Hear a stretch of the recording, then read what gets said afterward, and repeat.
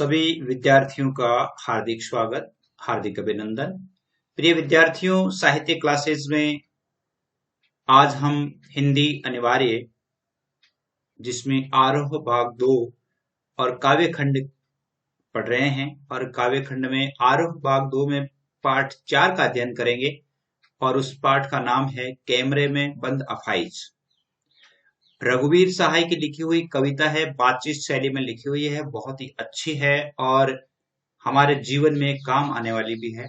तो हमें इस कविता का अध्ययन करना चाहिए। आज हम इसका प्रथम भाग पढ़ेंगे। प्रथम भाग का अर्थ है कि हम इसका कवि परिचय पढ़ेंगे और कविता की आधी कविता की व्याख्या तक पहुंच जाएंगे। उसके पश्चात इसमें बोर्ड परीक्षा के लिए इतने भाग में से कौन कौन से प्रश्न महत्वपूर्ण बनते हैं वो प्रश्न लिखेंगे, उनके उत्तर पढ़ेंगे। उत्तर भी आपको लिखवाए जाएंगे। आप ये समझ लीजिए कि कक्षा 8वीं से लेकर 12वीं तक जितने भी विद्यार्थी हैं उनके लिए जो ऑनलाइन कक्षाएं लगाई जाती है उनके लिए आप इस चैनल को सब्सक्राइब करें और इस चैनल से जुड़े रहें। सभी के लिए अच्छी जो एजुकेशन से संबंधित जो पाठ हैं वो आते हैं, आप इसको सब्सक्राइब जरूर कर लें। काव्यखंड में हम कैमरे में बंद अपाहिज, अपाहिज को आप जानते ही हैं, जो विकलांग जिसको हम कह सकते हैं, उसके संबंध में एक कविता है, बहुत ही अच्छी कविता है, मार्मिक शैली में लिखी हुई कविता है। तो हम इनको पढ़ेंगे। विद्यार्थियों, आपकी सुविधा के लिए व्हाट्सएप ग्रुप का निर्माण किया गया है। व्हाट्सएप ग्रुप में कंपटीशन क्लासेज वालों के लिए अलग है और एकेडमिक कक्षाएं यानी कक्षा 8वीं से लेकर 12वीं तक पढ़ने वाले विद्यार्थियों के लिए अलग से ग्रुप बनाए गए हैं। बॉयज गर्ल्स के लिए अलग से ग्रुप बनाए गए हैं। तो आप जुड़ जाएं। आपको मैं आगे नंबर बता दूंगा जिस नंबर पे आपको रजिस्ट्रेशन करवाना है। रघुवीर सहाय के परिचय से लेकर के और व्याख्या तक जब हम पहुंचेंगे तो इसमें बहुत सारी बातें हम पढ़ेंगे कि इस कविता में क्या विशेष है, क्या नहीं है, किस प्रकार कविता को पढ़ना है। तो सबसे पहले हम कवि परिचय पर चलते हैं कि कवि परिचय यानी रघुवीर सहाय का परिचय क्या है। परिचय आपके एग्जाम में यानी इस बार 5 अंकों का आएगा। कितने अंकों का? 5 अंकों का परिचय पूछा जाएगा। तो आप शॉर्टली परिचय अच्छी तरह से याद करें। परिचय में से प्रश्न भी पूछे जा सकते हैं। आपको जब होमवर्क दिया जाएगा उस होमवर्क में भी बहुत कुछ दिया जाएगा, तो इसके लिए आप ध्यान पूर्वक देखें। देखिए 1929 में इनका जन्म होता है लखनऊ उत्तर प्रदेश में और निधन होता है 1990 में। रघुवीर सहाय का तस्वीर है ये। 1990 में जन्म होता है। कब होता है? 1990 में। 1990 में उनकी मृत्यु हो जाती है। 1929 में लखनऊ उत्तर प्रदेश में उनका जन्म होता है।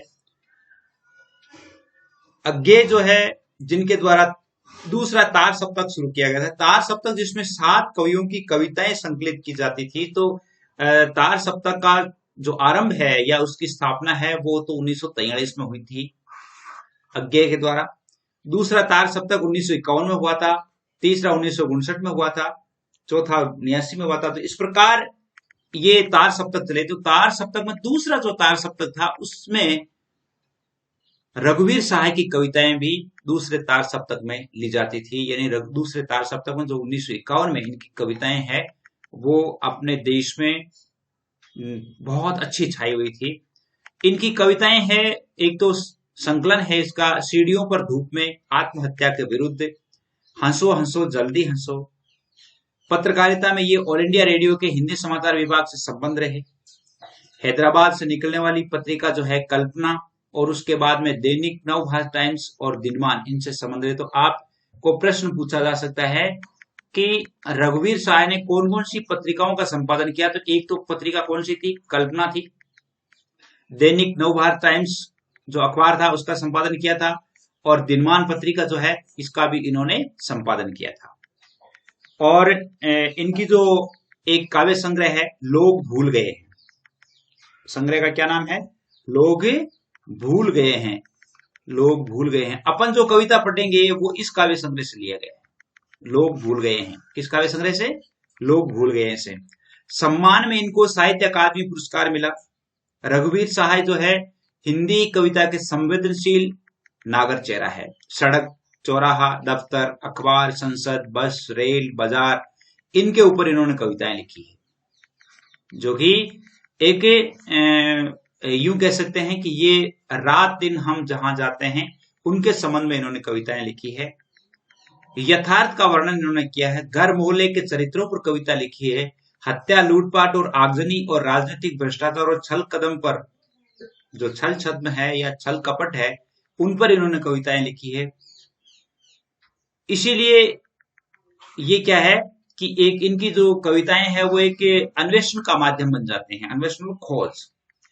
इनकी जो कविताएं हैं यूं कह सकते हैं कि एक खोजी की तरह इन्होंने खोज खोज करके जहां कहीं भी इन्होंने देखा, अपमान देखा, अन्याय देखा, शोषण देखा, पीड़ा देखी, तो वहां पर उन्होंने अपनी लेखनी चलाई और अपनी लेखनी से इन्होंने कविताएं लिखी।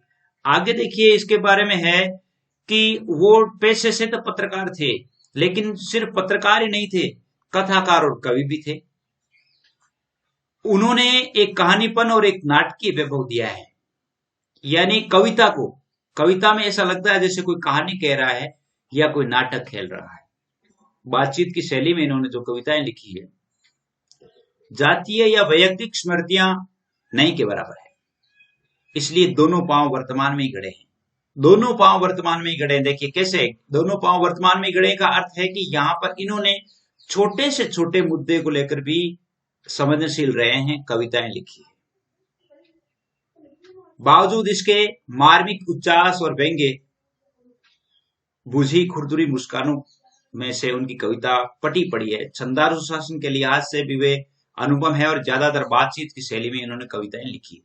यहां पर आपसे एक प्रश्न पूछा जा सकता है कि रघुवीर सहाय ने अधिकांश काव्य किस शैली में लिखा, तो आपको क्या लिखना है, बातचीत शैली में। किस शैली में लिखा है, बातचीत शैली में। बतौर पत्रकार और कवि घटनाओं में निहित विडंबना और त्रासदी को भी उन्होंने देखा है। रघुवीर सहाय की कविताओं की दूसरी विशेषता है छोटे या लघु की महत्ता को स्वीकार करना। ये दो, एक तो बातचीत की शैली में लिखा है और आम जो घटनाएं उनके संबंध में लिखा है। दूसरी बात है कि छोटे या लघु की महत्ता, जैसे मान लो छोटे से छोटे जो किरदार है जीवन के, प्राणी हैं, उनके बारे में भी इन्होंने कविताएं लिखी है। वे महज बड़े कहे जाने वाले विषयों या समस्याओं पर एक दृष्टि नहीं डालते, बल्कि जिनको समाज के हाशिए पर रखा जाता है उनके अनुभवों को भी अपनी रचनाओं का विषय बनाया है। जैसे बड़ी बड़ी जो समस्याएं हैं उन पर ही नहीं लिखते हैं, वो किस पर लिखते हैं, उन्होंने जो अनुभव किया है, छोटी छोटी समस्याओं का अनुभव किया, उन समस्याओं को भी उजागर करने का प्रयास किया। और रघुवीर सहाय ने भारतीय समाज में ताकतवरों की बढ़ती हैसियत और सत्ता के खिलाफ भी साहित्य और पत्रकारिता के पाठकों का ध्यान खींचा है। वर्तमान में जो सत्ता या जिसको हम राजनीति कह सकते हैं, सियासत कहते हैं, इनका जो बढ़ता हुआ जो प्रभाव है और पत्रकारिता जो है, पत्रकारिता के संबंध में उन्होंने लिखा है कि पत्रकारिता, वर्तमान पत्रकारिता है वो कितनी खरी उतर रही है, इसके संबंध में उन्होंने लिखा है। ये कविता जब हम पढ़ेंगे तो इसके बारे में हमें पता चलेगा कि पत्रकारिता में क्या होता है। और एक बहुत ही महत्वपूर्ण सूचना है इनके संबंध में कि रामदास नाम की उनकी जो कविता है वो आधुनिक हिंदी साहित्य की महत्वपूर्ण रचना है। आपसे ये प्रश्न पूछा जा सकता है कि रघुवीर सहाय की कौन सी कविता आधुनिक हिंदी साहित्य की एक महत्वपूर्ण रचना है, तो आप क्या लिखेंगे, रामदास। क्या लिखेंगे, रामदास। अब ये जो हम कविता पढ़ेंगे, इस कविता का केंद्रीय भाव हमें बहुत जरूरी है, इसके माध्यम से हम कोई भी उत्तर लिख सकते हैं। कैमरे में बंद अपाहिज जो कविता है वो क्या कहती है। देखिए अगर मान लो इसका सारांश पूछा जाता है, ये भी पूछा जा सकता है कैमरे में बंद अपाहिज कविता के माध्यम से कवि हमें क्या संदेश देना चाहते हैं, तो भी हमें क्या लिखना है, उसका सारांश ही लिखना है। कैमरे में बंद अपाहिज कविता एक करुणा की मूक दृष्टि है या करुणा का भाव हमें हमारे सामने रखती है, स्पष्ट कीजिए। तो उसके संबंध में भी आप इसका केंद्रीय भाव लिखेंगे। दूसरे तार सप्तक के कवि रघुवीर सहाय ने, तो आप कैसे लिखेंगे, रघुवीर सहाय ने कैमरे में बंद अपाहिज कविता के माध्यम से पीड़ा के साथ साथ दृश्य संचार माध्यम को रेखांकित किया है। पीड़ा तो अपाहिज की थी, उसके साथ दृश्य संचार मतलब टेलीविजन। टेलीविजन एक ऐसा संचार का साधन है जिस पर हम क्या करते हैं, घटना को देखते हैं कि घटना कैसे घटित हुई, या आम आदमी पीड़ित है तो उस आदमी का शक्ल कैसी है, कैसा वो दिखता है, वो सारे हम देखते हैं। तो उसको भी उन्होंने रेखांकित किया है कि उसे कैसे दिखाया जाता है। कवि ने शारीरिक चुनौती झेलते लोगों के प्रति संवेदनशील नजरिया अपनाने के लिए एक सशक्त संदेश दिया है। शारीरिक चुनौती, जैसे मान लो किसी भी अंग से यदि वो दिव्यांग है, किसी भी अंग से यदि वो अपाहिज है, तो उसका मजाक नहीं बनाया जाना चाहिए, उसके प्रति वास्तविक सहानुभूति होनी चाहिए। ये संदेश इन्होंने देना चाहा है। कवि व्यक्त करना चाहते हैं कि किसी पीड़ित शोषित वर्ग की पीड़ा को जन समूह तक पहुंचाने के लिए उसे टेलीविजन कैमरे के सामने लाकर उससे किस तरह के सवाल पूछे जाते हैं। पहले उसे स्टूडियो में बुलाया जाता है, स्टूडियो में बुला करके फिर उससे क्या क्या सवाल किए जाते हैं उसका बखूबी वर्णन किया है। इसे हम देखेंगे अभी। पीड़ा को व्यक्त करते समय कारोबारी दबाव के तहत हमारा रवैया संवेदनहीन हो जाता है। टेलीविजन कार्यक्रम संचालक जो होता है वो अपने कारोबार को, उनका एक कारोबार है, मतलब उनका एक व्यवसाय है, इस व्यवसाय को बढ़ाने के लिए, यानी ये मेरा व्यवसाय किस तरह चमके, इसके लिए वो क्या करते हैं, संवेदनशील मुद्दों को दिखाने का प्रयास करते हैं और उनसे जो सवाल पूछते हैं वो संवेदनशील नहीं होकर के संवेदनहीन हो जाते हैं। कैसे हो जाते हैं? टेलीविजन स्टूडियो के भीतर उससे किस तरह के सवाल पूछे जाते हैं, ये इन्होंने सबसे अधिक इस पर जोर दिया है। करुणा जगाने के उद्देश्य से शुरू हुआ कार्यक्रम जो है क्रूर बन जाता है, यानी उस आदमी से इस तरह के सवाल पूछे जाते हैं जिसका उत्तर वो दे नहीं पाता है। एक आदमी दिव्यांग है जिसे हम देख रहे हैं कि वो अपाहिज है, उस अपाहिज को यदि हम पूछते हैं कि आपको कैसा लग रहा है, क्या हम ये जानते नहीं है उसे कैसा लग रहा है? ये सब बातें इन्होंने इसके माध्यम से कहना चाहा है। तो ये तो इसका सारांश हुआ, और सारांश बहुत जरूरी है, सारांश आपको याद होना बहुत जरूरी है। सारांश पर सारी कविताएं टिकी हुई होती है और सारांश से सारे उत्तर बनते हैं। इसलिए ये यदि आपको याद हो गया तो इसका मतलब है कि आप उसमें से कोई भी प्रश्न आता है तो उसका सरलार्थ आप कर सकते हैं। देखिए, आपकी सुविधा के लिए जो नंबर दिए गए हैं वो है 9610208295। इन नंबरों पर आपके लिए व्हाट्सएप ग्रुप बनाए गए हैं, और व्हाट्सएप ग्रुप है वो कंपटीशन क्लास वालों के लिए अलग है, और इसके साथ साथ जो एकेडमिक कक्षा 8वीं से 12वीं तक पढ़ने वाले विद्यार्थियों के लिए अलग से ग्रुप बनाए गए हैं। बॉयज और गर्ल्स के लिए अलग से है। आपको अपना नाम लिखना है, अपने विषय का नाम लिखना है, अपने विद्यालय का नाम लिखना है, अपने डिस्ट्रिक्ट का नाम लिख करके इन नंबरों पर आपको भेजना है। आपको ऐड कर दिया जाएगा, उससे जो लिंक प्राप्त होगा उस लिंक के माध्यम से आप ऐड हो जाएंगे, और डेली जो पाठ है, जो कक्षा है या जो लेसन है वो अपलोड होते ही आपके ग्रुप में आ जाएंगे, आप उसका अध्ययन कर लेंगे। आगे अब देखते हैं कि कविता क्या है। आज की कविता क्या है? कविता देखिए यह है कैमरे में बंद अपाहिज। सबसे पहले हम इसको पढ़कर देखेंगे कि हम सीधी भाषा में है, बातचीत शैली में है। हम दूरदर्शन पर बोलेंगे, हम समर्थ शक्तिवान, हम एक दुर्बल को लाएंगे एक बंद कमरे में, उससे पूछेंगे तो क्या आप अपाहिज हैं? तो आप क्यों अपाहिज हैं? आपका अपाहिजपन दुख तो देता होगा।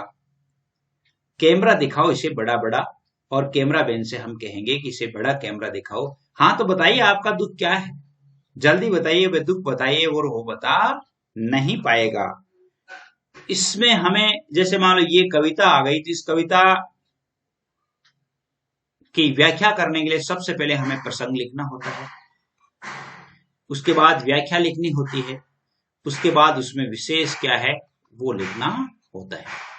तो प्रसंग में हम यदि देखेंगे तो प्रसंग में क्या लिखेंगे कि प्रस्तुत कविता रघुवीर साहय द्वारा लिखित काव्य संग्रह लोग भूल गए हैं में से उद्धृत कैमरे में बंद अपाहिज कविता की पंक्तियां हैं, या कविता में से उद्धृत की गई है। इसमें कवि ने अपाहिज के प्रति या दिव्यांगों के प्रति संवेदनशील नजरिया अपनाने का संदेश दिया है। बस प्रसंग हो गया।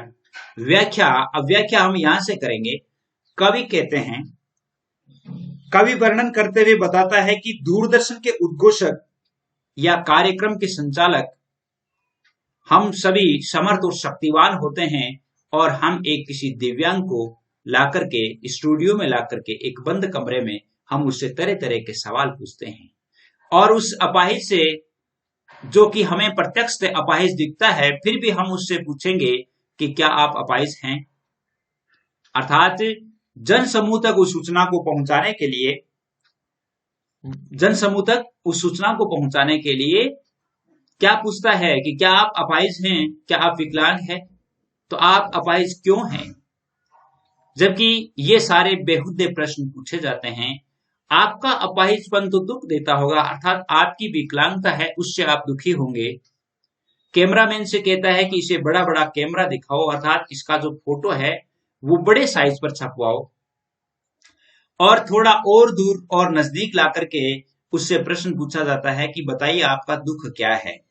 सीधा दुख दिखाई देता है कि वह अपाहिज है, और अपाहिज व्यक्ति से दुखी कौन हो सकता है। लेकिन फिर भी उससे कैमरा संचालक या कार्यक्रम संचालक पूछता है कि बताइए आपका दुख क्या है, अर्थात आप किस चीज से दुखी हैं, कौन सा विषय या क्या दुख है आपका, वो आप जनता को बताइए। और उससे यह कहा जाता है कि जल्दी जल्दी बताइए, लेकिन वह कोई प्रत्युत्तर नहीं देता है। यानी उन्हें यह पूछा जाता है कि आप अपनी अपंगता से कभी सुखी भी होते हैं क्या। जबकि अपंगता का अर्थ ही दुख है, तो फिर उससे प्रत्यक्ष और बेहुदे इस प्रकार के सवाल पूछे जाने गलत है। यानी उसे कहा जाता है कि बड़े कैमरे पर दिखाओ, बड़ा करके कैमरा दिखाओ, तो ये इसको आप सीधी शैली में लिख सकते हैं। अब आप इसमें विशेष क्या लिखेंगे, विशेष आप लिखेंगे, इसमें विशेष लिखेंगे कि दिव्यांगों के प्रति संवेदनशील नजरिया अपनाने का संदेश दिया है। और दूसरी बात,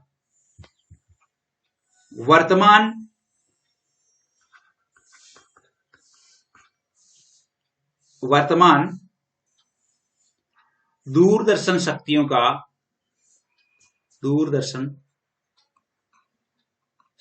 का यथार्थ वर्णन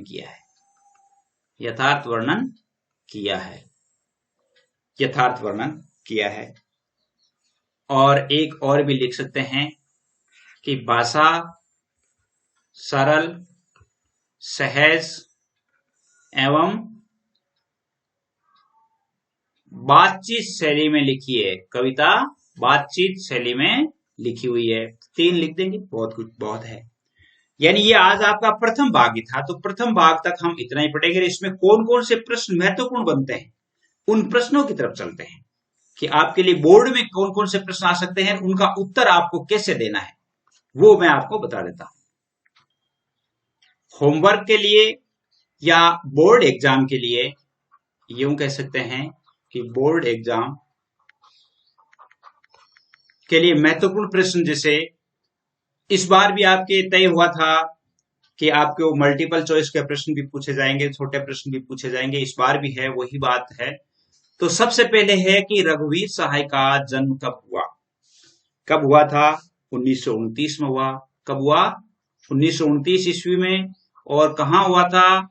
लखनऊ, उत्तर प्रदेश में हुआ था। निधन पूछा जाता है, तो निधन 1990 ईस्वी में हुआ था। रघुवीर सहाय किस तार सप्तक के कवि थे? किस तार सप्तक के थे? द्वितीय तार सप्तक। और द्वितीय तार सप्तक कब था? 1951 में। कब था? 1951 में। रघुवीर सहाय ने अधिकांश काव्य किस शैली में लिखा है? अभी भी बताया था आपको, बातचीत शैली में। किस शैली में? बातचीत शैली में। रघुवीर सहाय की कौन सी कविता आधुनिक हिंदी की महत्वपूर्ण कविता मानी जाती है?